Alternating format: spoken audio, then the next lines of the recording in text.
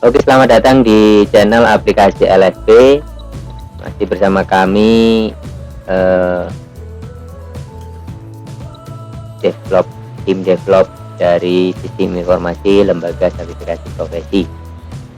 Jangan lupa untuk klik like, subscribe, dan nyalakan loncengnya untuk mendapatkan informasi video-video terbaru dari aplikasi LSP channel.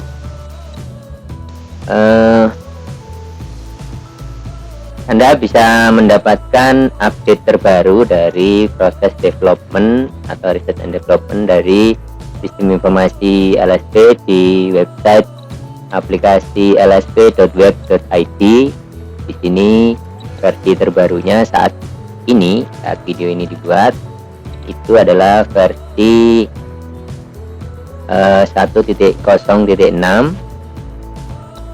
Nah, apa yang baru di versi ini?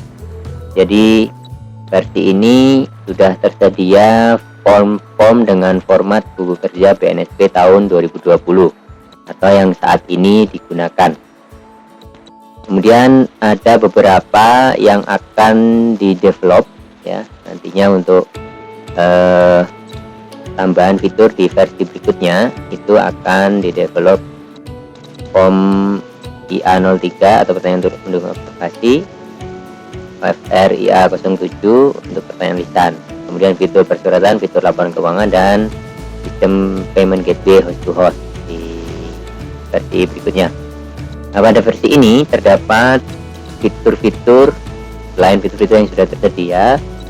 Jadi untuk form-form yang sudah sesuai dengan buku kerja BNSP yang terbaru atau versi 2020, nah ini daftar hadir asesi dan berita acara, FR-APL 01 permohonan sertifikasi kompetensi, FR-APL 02 atau form aplikasi 02 asesmen mandiri, kemudian portofolio asesi, FR-MAPA 01 atau perencanaan aktivitas dan proses asesmen, FR-MAPA 02 peta MUK dari hasil pendekatan asesmen dan perencanaan asesmen. Kemudian FRAK01 atau formulir perjalanan asesmen, FRAK02 formulir rekaman asesmen kompetensi, FRAK03 umpan balik dan catatan asesmen, kemudian FRAK04 formulir banding, kemudian FRIA01 checklist observasi aktivitas di tempat kerja atau tempat kerja simulasi, FRIA02 tugas praktik demonstrasi, FRIA10 klarifikasi bukti pihak ketiga, kemudian FRIA 11 checklist meninjau instrumen asesmen, FRAK05 laporan asesmen, FRAK06 meninjau asesmen, kemudian FRVA memberikan kontribusi dalam validasi asesmen. Oke, bagi yang baru join di channel aplikasi LSP ini, apa sih sebenarnya informasi LSP ini atau SI-LSP? Nah, ini adalah sebuah perangkat lunak yang dirancang bangun untuk memudahkan lembaga sertifikasi profesi dalam berinteraksi secara daring atau online antara lembaga sertifikasi profesi, calon peserta, asesor, dan masyarakat atau publik. Aplikasi ini dapat digunakan untuk menjaring data dari asesi baik pada saat pendaftaran hingga proses uji kompetensi serta pasca uji kompetensi, memberikan informasi yang bersyarat kepada manajemen, pendaftar, asesor, serta menjadi penjembatan antara asesi serta asesor, administrator, dan atau manajemen LSP. Nah, aplikasi dapat diakses secara daring dengan perangkat komputer atau telepon pintar atau smartphone yang terkoneksi dengan jaringan internet menggunakan aplikasi web browser perambahan web yang telah dipasang pada perangkat komputer atau telepon pintar tersebut. Nah, sistem informasi LSP ini sudah tercatat dalam surat pencatatan ciptaan atau HAKI dengan nomor EC 00201 845979 Dirjen Hak Kekayaan Intelektual Kementerian Hukum dan Hak Asasi Manusia Republik Indonesia tertanggal 18 September 2018. Oke. Nah, selanjutnya kita simak apa saja sih yang menjadi fitur-fitur andalan ya. Jadi buat Anda bisa mencoba fitur-fitur yang tersedia di aplikasi demonya di URL atau dengan alamat demo.aplikasi.lsp.web.id. Anda bisa gunakan username demo dan password @demo pagar 1234. Oke, kali ini kita akan demonstrasikan bagaimana dashboard dari administrator LSP ya ini. Nah, untuk panduan tinggal diunduh saja ya. Unduh, ada untuk panduan administrator, kemudian juga dilengkapi juga panduan untuk asesor dan asesi. Jadi untuk asesor, di halaman asesor bisa diunduh juga buku panduan untuk asesor. Nah, kemudian untuk asesi juga bisa diunduh dari halaman asesi. Kemudian di versi ini juga tersedia untuk akun pengusul. Artinya biasanya beberapa LSP itu punya kerjasama dengan dinas atau kementerian atau lembaga-lembaga yang terkoordinir. Nah, sehingga untuk asesi biasanya dikoordinir oleh lembaga tersebut, sehingga ada akun untuk pengusul, misalnya dinas atau lembaga pelatihan dan lain sebagainya yang belum memiliki LSP sendiri. Oke, kita coba masuk ke dashboard administrator.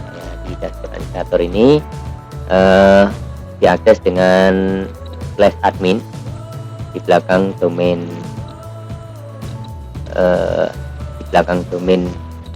induknya ya. Kita coba.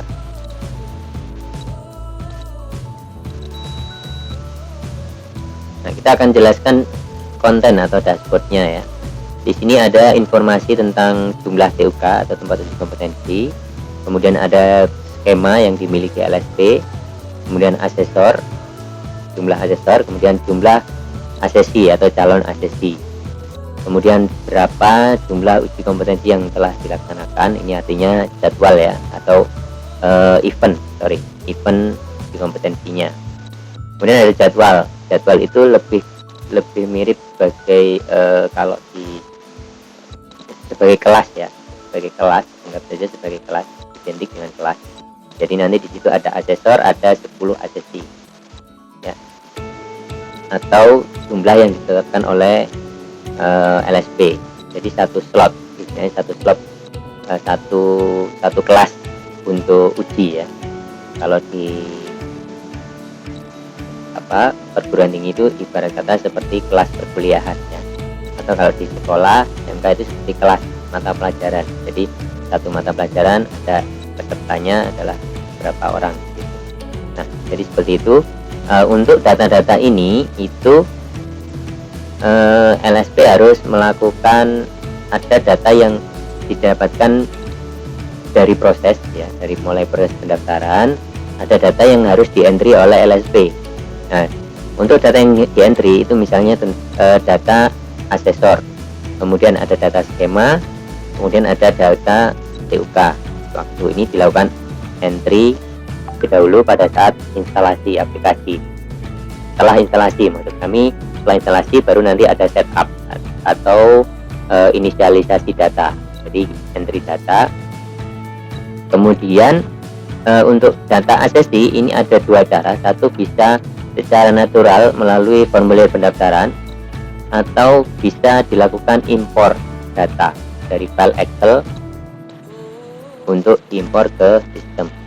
Nah, untuk uji kompetensi ini dilakukan entry untuk pada saat penjadwalan. Nanti secara otomatis uji kompetensi ini akan mengelompokkan ke dalam beberapa event. Ini berdasarkan tanggal dan skemanya. Nah, nanti untuk jadwal ini berdasarkan asesor, asesi, dan skemanya serta tanggal pelaksanaannya. Jadi karena kelas uji, jadi ininya tentunya jumlahnya lebih banyak dari event uji kompetensinya. Kalau ini sudah ada parameter jam ya, ada parameter jamnya. Jadi sehari bisa beberapa sesi atau beberapa jadwal. Nah, yang pertama kita harus setup nama LSP-nya. Nah, di sini sudah terdapat setup ya. Ini kita bisa masukkan di sini data-datanya. Nah, kemudian di sini ada jenisnya P1, P2 atau P3. Nah, jenis ini tergantung dari asesinya. Jadi apakah dia LSP pun ada LSP1 industri, ada LSP P1 lembaga pendidikan atau LDP. Kemudian ada LSP pihak kedua, biasanya industri atau kementerian atau institusi yang mensertifikasi pekerja atau yang di bawah naungannya ya.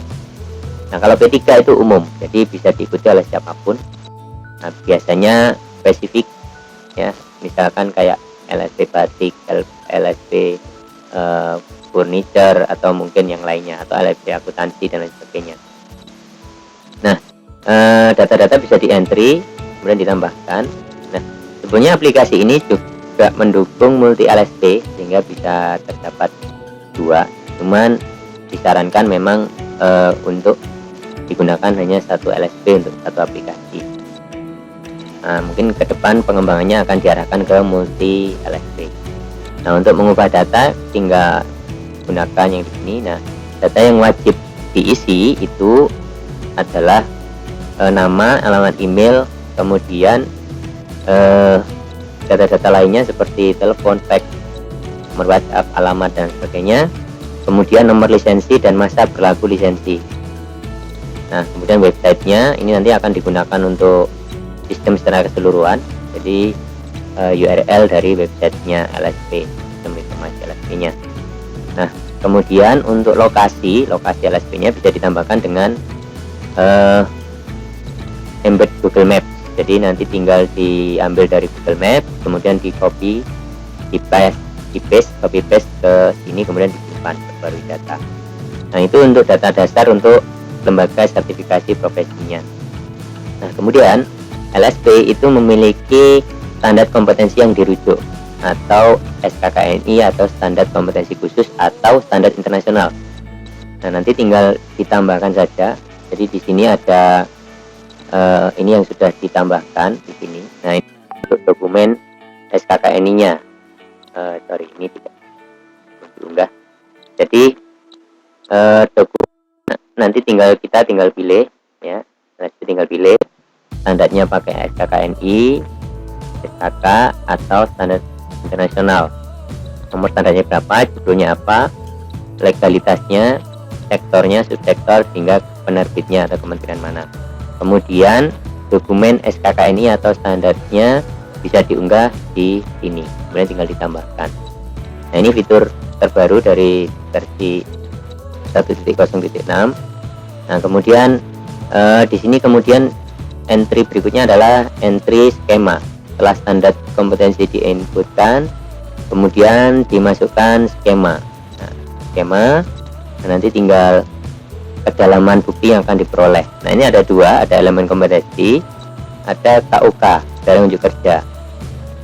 Nah, beberapa LSP itu lebih memilih elemen karena memudahkan asesor dalam melakukan checklist, sehingga tidak banyak yang di checklist, hanya berdasarkan elemen. Kalau kedalamannya KUK ini sangat detail. Jadi untuk unit kompetensi yang banyak itu akan menyulitkan asesor pada prakteknya, karena banyak sekali yang akan diisi nantinya, diberikan tanda centang ya pada saat uji kompetensi. Termasuk asesi pun juga akan butuh waktu yang lebih lama untuk pengisian ketika itu kedalaman buktinya sampai kriteria unjuk kerja. Jadi ini opsional, bisa memilih elemen, kedalaman hanya sampai tingkat elemen, kemudian bisa juga kedalaman hingga kriteria unjuk kerja. Nah, kemudian di sini fitur yang terbaru lainnya itu ini sudah navigasinya sudah diperbaiki dari versi. Jadi untuk menambahkan unit kompetensi, nah ini tinggal ditambahkan saja. Ini sudah ada 2 bahasa bilingual. Jadi nanti tinggal masukkan dalam bahasa Indonesia, bahasa Inggris, kemudian jenis standarnya. Nah, ini skemanya. Nah, kemudian ini juga bisa ditambahkan elemen. Nah, ini ketika kita klik di sini langsung dia ke skema, gitu ya. Nah, navigasinya sudah kami perbaiki. Kemudian ke elemen pun, jadi nanti untuk kembali ke unit kompetensinya tinggal diklik saja, dia sudah kembali ke unitnya. Untuk KUK nya juga demikian. Jadi nanti ketika kriteria unjuk kerjanya ini tinggal di entry seperti ini. Nah, nanti prosesnya tahapannya adalah entry data skema ya, kemudian setelah skema entry unit kompetensi, kemudian setelah unit kompetensi di entry memasukkan elemen di masing-masing unit kompetensi. Setelah memasukkan elemen dimasukkan kriteria unjuk kerja di masing-masing elemen. Nah, jadi hierarkinya yang paling dalam atau yang paling ujung adalah kriteria unjuk kerja, kemudian level di atasnya adalah elemen kompetensi, kemudian di atasnya lagi adalah unit kompetensi, di atasnya lagi adalah skema kompetensi. Jadi ini yang akan nanti data setup awal atau ini data inisialisasi yang harus di entry oleh LSP sebelum nanti sistem bisa benar-benar digunakan, termasuk ketika nanti membuat mapa 1 ya. Mapa 1 ini juga berdasarkan data yang di entry sebelumnya. Nah, ini juga mapa 1 dan mapa 2 ini juga bisa diupdate, diperbarui oleh admin LSP ataupun asesor ya. Jadi ketika nanti ada update, nanti otomatis master mapanya berubah ya. Nah, ini ada 3 tahap untuk mapa satunya. Jadi ada tahap 1, bagian 1, bagian kedua, dan bagian ketiga. Jadi memang mapa satunya ada 3 bagian. Jadi sampai dengan bagian ketiga. Selanjutnya pemapaannya pun juga bisa diunduh dalam bentuk PDF ya. Jadi outputnya harus sudah dalam bentuk PDF seperti ini. Jadi ini sudah ada update di versi 1.0.6, sudah berbentuk PDF, sehingga kesalahan pengisian itu dapat diminimalisir oleh asesor maupun admin LSP. Nah, berikutnya demikian hanya dengan mapa 2 ya. Mapa 2 juga sama, dia per unit kompetensi pengisiannya, makanya harus diisi terlebih dahulu unit kompetensinya, baru nanti bisa mengisi mapa 1 dan mapa 2. Karena di sini mapa 2 nya terdapat unit kompetensi, ini akan merujuk ke unit kompetensi yang di entry pada skema, unit, dan elemen. Oke, jadi itu fitur terkait dengan setup awal untuk sistem informasi LSP ini. Kemudian setelah itu, sebelum pelaksanaan uji kompetensi, dari LSP bisa menentukan biaya ujinya. Nah, ini di setup biaya, nanti langsung tinggal memilih skemanya apa, kemudian biayanya ya, ada uji kompetensi dan uji ulang, kemudian bahan praktek. Ini tergantung LSP nya, ini bisa di custom ya, nominalnya berapa nanti akan muncul ketika asesi mendaftar ke skema tertentu. Nah, kemudian berikutnya adalah setup pengisian asesor ya. Asesor, pengisian asesor, nama, tempat tanggal lahir dan lain sebagainya ya. Nah, kemudian nomor registernya, nomor KTP dan lain sebagainya, kemudian disimpan. Nanti ini akan digunakan untuk membuat jadwal. Nah, berikutnya TUK, tempat uji kompetensi. Jadi harus diinputkan terlebih dahulu sebelum membuat jadwal, karena nanti TUK ini yang akan dipilih pada saat kita memplotting asesor dan asesi. Jadi dia akan merujuk ke jadwal. Jadi jadwal ini sebelum membuat jadwal harus sudah diinput TUK nya Jadi setelah input TUK barulah kita bisa membuat jadwal uji kompetensi. Nah, jadwal uji kompetensi ini faktor yang harus terisi adalah satu, yang pasti skema, kemudian TUK-nya, ya, isiannya ini. Jadi skemanya, kemudian TUK-nya,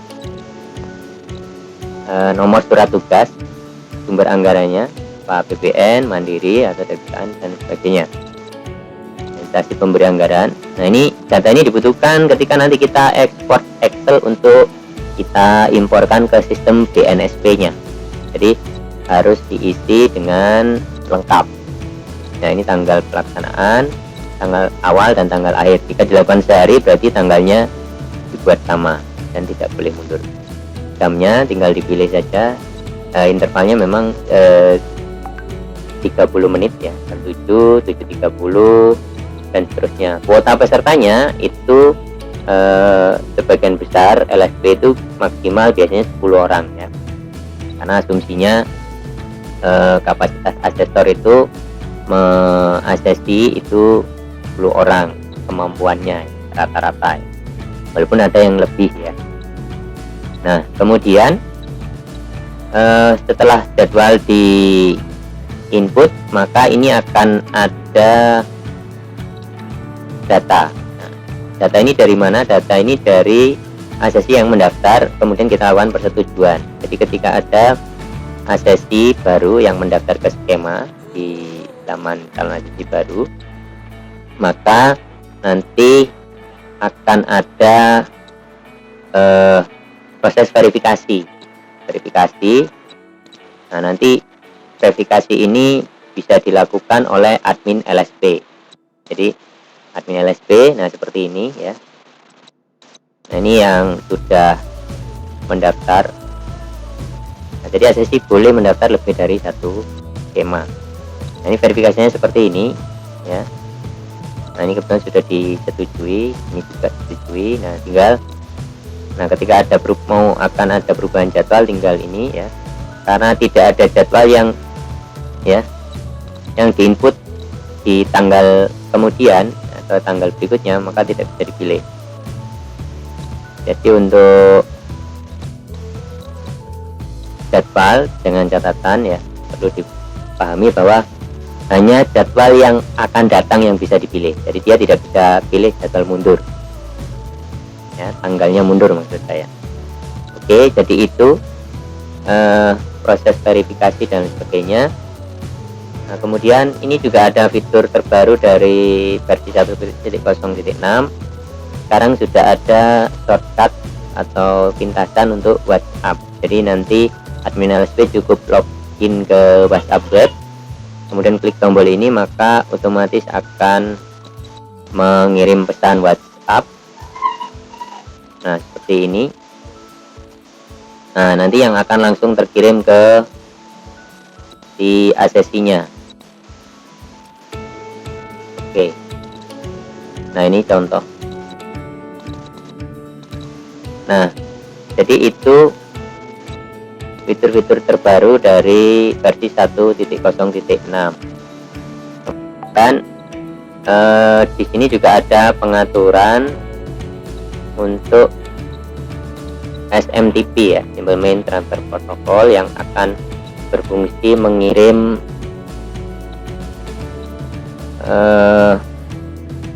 ini konfigurasi mail server atau SMTP servernya.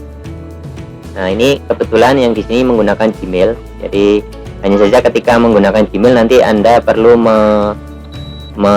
melakukan pengaturan privasi atau keamanan di emailnya, sehingga bisa menggunakan aplikasi pihak ketiga. Karena aplikasi ini adalah dianggap sebagai aplikasi pihak ketiga, sehingga harus dibuka dulu keamanannya, fitur security-nya, sehingga bisa mengirim menggunakan SMTP Gmail. Tapi kalau Anda pakai web hosting biasanya lebih mudah. Jadi dia tidak pakai SMTP Gmail tapi menggunakan SMTP-nya dari web hosting Anda. tinggal masukkan SMTP servernya, akunnya, kata sandi, ulangi lagi kata sandi, kemudian aktifkan, tambahkan. Ini untuk fitur pengiriman notifikasi emailnya.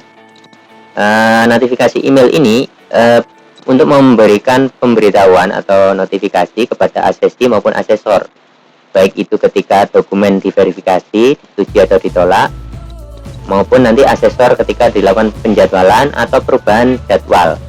Jadi ketika ada perubahan jadwal, asesi maupun asesor akan mendapatkan notifikasi berupa email pemberitahuan. Nah, untuk fitur-fitur yang lain masih tetap sama dengan versi-versi sebelumnya. Jadi ada pesan masuk, pesan keluar. Nah, ini SMS, kalau terhubung dengan SMS gateway dia akan ada recordnya ya, seperti ini. Kemudian untuk front page-nya, jadi halaman depan, berita, news dan lain sebagainya. Menunya juga bisa kita set di sini ya. Misalkan mau menambahkan menu, tinggal ditambahkan saja judulnya apa, tautannya atau linknya kemana, kemudian dia induknya kemana. Nah, jadi seperti itu menu induknya. Jika dia adalah menu utama maka tidak ada, dia sebagai menu utama dipilih yang tidak ada. Kemudian konten front page ini untuk seperti berita atau pengumuman-pengumuman yang di luar sistem atau di luar dari proses sistem. Jadi misalkan ada berita tentang kegiatan LSP dan lain sebagainya. Kemudian pengusul, manajemen pengusul di sini ketika ada akun penyusul yang didaftarkan atau menggunakan sistem pengusul. Misalnya kayak LSPP3 kerjasama dengan dinas, kerjasama dengan lembaga pendidikan, itu lembaga pendidikannya itu dia sebagai pengusul, atau ada koordinator dari para asesi, misalkan asosiasi atau semacam kelompok pengrajin, misalnya seperti itu, ada ketuanya, dia pengusulnya adalah koordinatornya. Nah, jadi itu fitur-fitur yang sudah diperbarui di 1.0.6. Jadi untuk selebihnya ini ada di dashboard, juga bisa dipantau grafiknya. Nah, ini real time berubah berdasarkan perubahan data di database. Oke, jadi itu fitur versi 1.0.6. Semua dokumen atau MUK ya, MUK perangkat uji itu juga bisa di-download di laman dashboard admin ya, admin LSP ini. Misalkan di sini, nah ini hasil asesmennya pun juga bisa di-download dalam bentuk Excel yang nantinya bisa langsung diupload ke sistem informasi BNSP-nya. Jadi formatnya sudah dalam bentuk Excel, sudah tertata sedemikian rupa sehingga sudah bisa langsung diunggah ke sistem informasi BNSP seperti ini. Kemudian form MUK bisa di-download di taman peserta. Nah, seperti ini, MMA, nanti di laman asesor ya bisa di-download. Ini untuk menghapus dari jadwal juga tinggal klik saja. Ini juga ada reportnya, apakah sudah mengisi asesmen mandiri atau belum, apakah sudah ada keputusan asesmen telah dibuat atau belum ya. Nah, ini untuk di ini ada MAPA 1, MAPA 2 dan AK05 laporan asesmen yang bisa di-download dari laman administrator. Ini pembaruan dari yang versi 1.0.6. Jadi formatnya PDF, jadi memudahkan LSP dalam digitalisasi dokumennya. Nah, begini, ini sudah ada keputusan, ini laporannya. Jadi nanti dari asesor tinggal otorisasi atau tanda tangan, kemudian ada catatan dan mengisi. Jadi formulirnya sudah bisa disiapkan oleh admin LSP. Nah, form ini juga bisa diunduh dari halaman asesor. Nah, sekarang kita coba dari laman asesor ya, kita Kita coba. Kita ambil sampel salah satu asesor.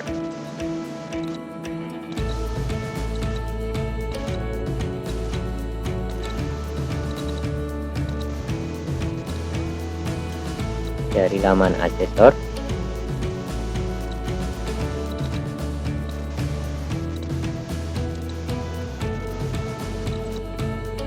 Nah, tampilan dari laman asesor seperti ini. Nah, jadi ini otomatis akan ada data, berarti dia asesor yang bersangkutan memiliki 3 jadwal asesmen, kemudian memegang 1 skema, kemudian 13 asesi yang diuji oleh asesor yang bersangkutan. Kemudian nantinya tinggal lihat ini grafik yang ini ya, secara general per LSP. Kemudian ada jadwal di sini. Nah, ini jadwal yang sudah diberikan kepada asesor yang bersangkutan. Nah, ini kita asesor bisa langsung melihat peserta, mengunduh daftar hadir, ya, berita acara atau daftar hadir. Nah, ini daftar hadir. Kemudian ada bisa melakukan input mapa ya, mapa 1. Kemudian bisa mengunduh mapa satunya. Ini tentunya kalau sudah diisikan oleh admin maka tinggal di-download saja. Tapi kalau belum, maka asesor harus mengisi terlebih dahulu. Nah, kemudian berikutnya adalah mapa 2 input ya, input mapa 2.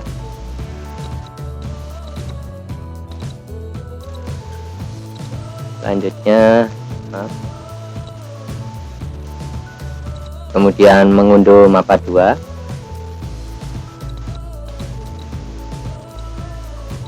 Nah, ini mapa 2 nya yang sudah terisi. Nanti tinggal diisi catatan dan otorisasinya. Kemudian mengunduh form AK05 atau laporan asesmen.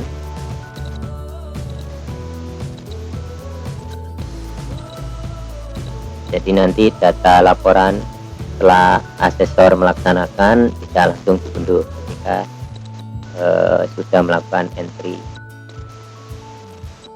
Nah, seperti ini laporan asesmennya. Jika ada yang belum kompeten, nanti akan ada keterangan bagian kanan. Selanjutnya form AK06 meninjau proses asesmen. Nah, ini sudah terisi, data-datanya tinggal melakukan pengisian ini secara manual pada saat proses validasi di lapangan. Ini jadi sistem ini memudahkan asesor dalam membuat MUK.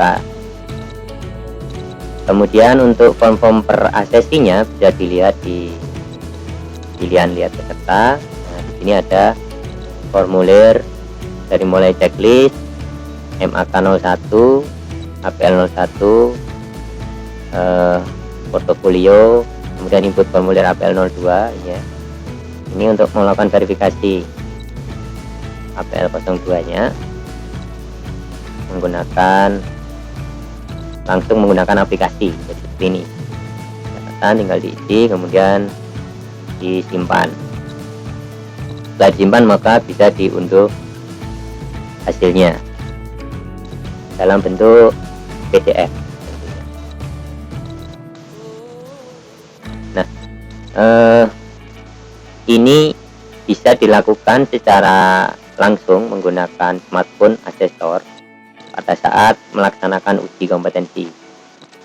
Nah, jadi seperti ini. Nah, ini contohnya. Nah, kemudian formulir-formulir lainnya ini ya. Jadi semua formulir sudah ada, tinggal diunduh. Nah ini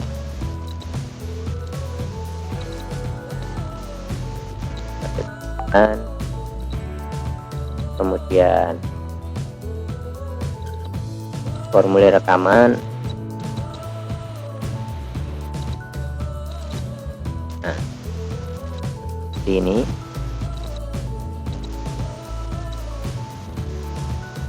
kemudian formulir AK03 umpan balik catatan assessment. Selanjutnya AK04. Nah ini banding assessment. Kemudian IA01 checklist. Nah checklist ini bisa dilakukan input ya, checklist pada saat assessment bila diinginkan menggunakan paperless ya. Jadi sudah diberikan fasilitas untuk pengisian. Nah, ini ketika belum konten ini otomatis merah. Nah ketika sudah di entry bisa juga diunduh hasilnya dalam bentuk PDF. Nah ini hasil dari ini dalam bentuk PDF.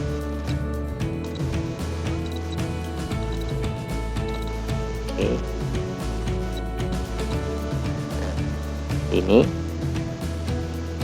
Nah ini karena penilaian lanjutnya tidak diisi, jadi dia nggak muncul.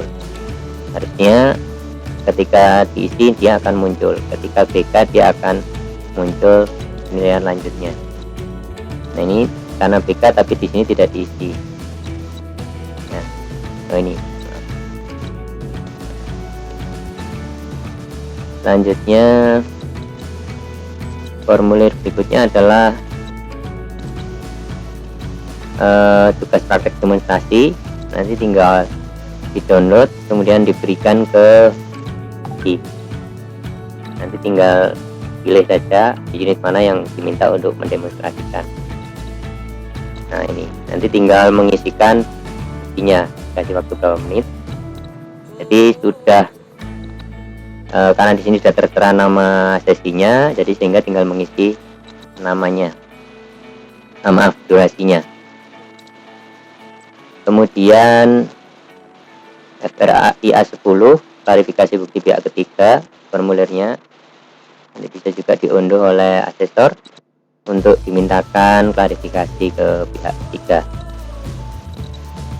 Kemudian FRIA 11 checklist meninjau proses assessment ini dilakukan secara silang untuk meninjau proses assessment asesor lain. Nah yang melakukan adalah peninjau ya, bisa dari manajemen atau asesor lain. Kemudian validasi assessment VA validasi assessment. Nah ini tentunya ada validasi, ini asesor, yang divalidasi tentunya asesor lain, dan ini ada tim yang kedua nanti diisikan oleh tim person yang kedua. Nah oke, jadi itu fitur-fitur terbaru dari versi 1.0.6 ya. Selebihnya nanti bisa ditanyakan ke kami, ke layanan pelanggan di kontak yang terdapat di aplikasi LSP, website aplikasi LSP. Oke. Jadi itu fitur-fitur baru yang sudah tersedia di versi 1.0.6. Nah, semoga video ini bisa memberikan gambaran kepada Anda LSP di tanah air. Nah, jadi silahkan subscribe, like, dan komen, dan nyalakan loncengnya untuk mendapatkan video-video terbaru dari channel aplikasi LSP. Terima kasih sudah menyimak video ini. Sampai jumpa dan senantiasa semangat dan jaga terus kesehatan. Dan silakan jangan segan-segan menghubungi kami bila ada yang ingin ditanyakan atau Anda tertarik dengan aplikasi LSP ini. Oke, sampai jumpa. Assalamualaikum warahmatullahi wabarakatuh. Terima kasih.